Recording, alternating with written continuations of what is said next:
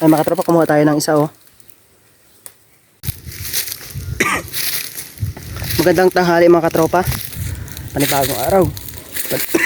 Panibagong video tayo. Naghahanap nga pala ako dito ng ligwan.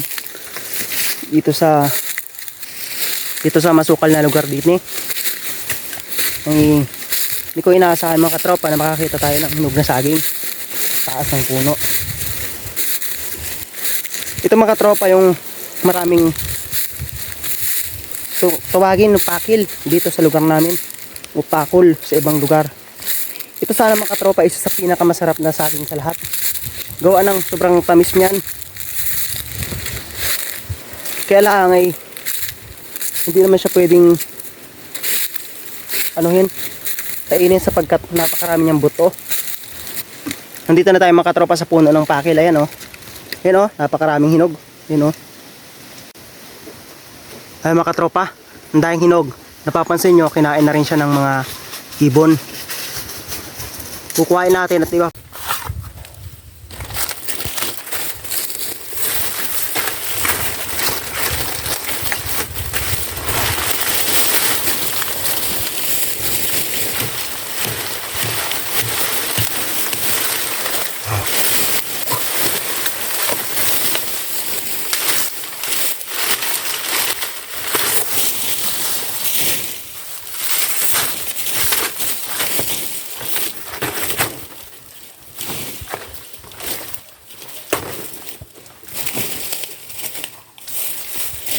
Ayan mga katropa, kukuhain na natin.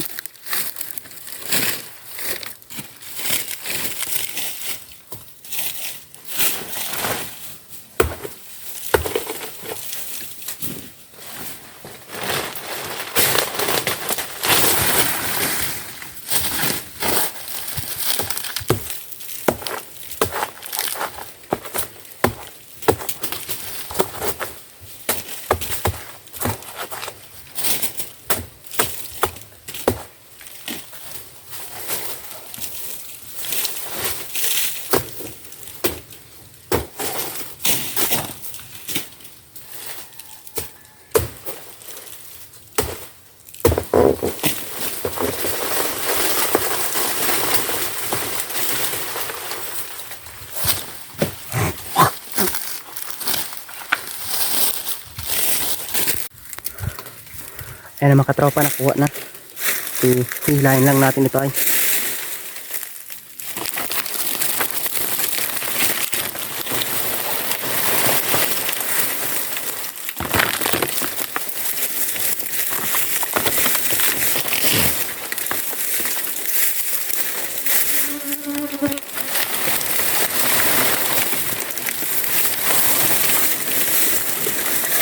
Ayan, napakaraming hinog.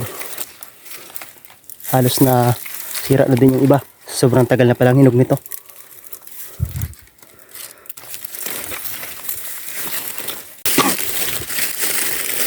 Ito na mga katropa oh. Sobrang dami ng tuyo. Tagal na pala itong hinog.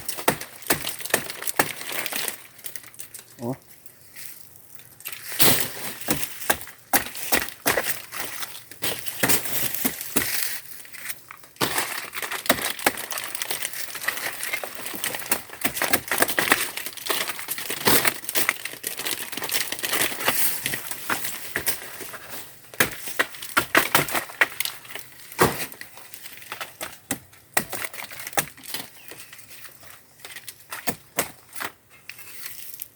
Bulok na.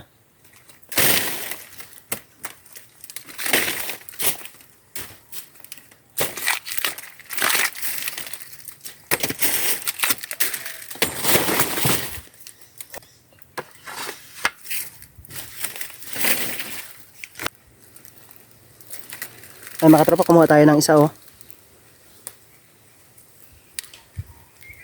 Sobrang isa sana ito sa pinakamasarap na saging. Kaya lang sobrang dami niyang buto.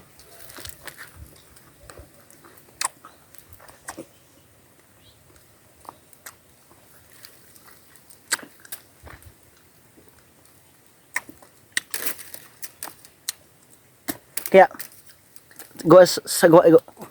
sa sobrang dami niya ng buto, halos hindi na siya makain. Kaya ito talaga ay pinakalaan para sa mga ibon. Kung nagkataon sana na wala siyang buto o yung pindaming buto na yan, isa sana talaga ito sa pinakamasarap na saging sa lahat. Dahil napakatamis niya. Sobrang tamis. Kaya sobrang daming buto. Pero ito iuwi natin at ipapakain natin sa mga ibon o kaya sa mga manok na mga kawan.